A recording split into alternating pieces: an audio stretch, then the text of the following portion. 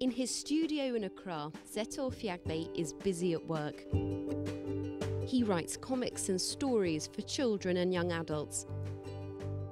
Like many Ghanaians, Fiakbe grew up reading the adventures of superheroes like Batman, Spider-Man and Superman. Now that he's the one drawing, he believes it's important Ghanaian children see themselves depicted in the books they love.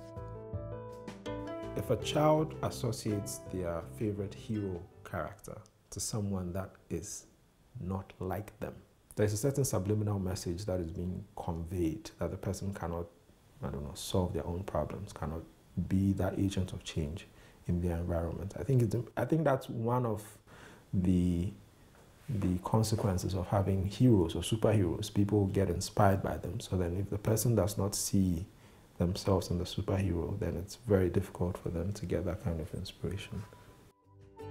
One of Fiakbe's most popular stories is the tale of a little boy called Kezi and his pet monkey named Mosey. They go on wild adventures and overcome challenges together. It's a story of friendship and trust, and it's funny too.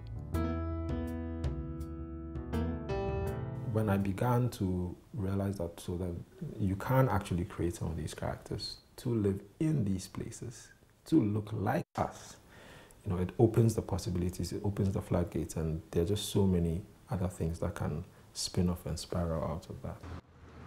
Saturday the 2nd of April is International Children's Book Day. Behind me, this shop in Accra, Ghana is one of only about a dozen places in the whole country where children and their parents can buy fictional books.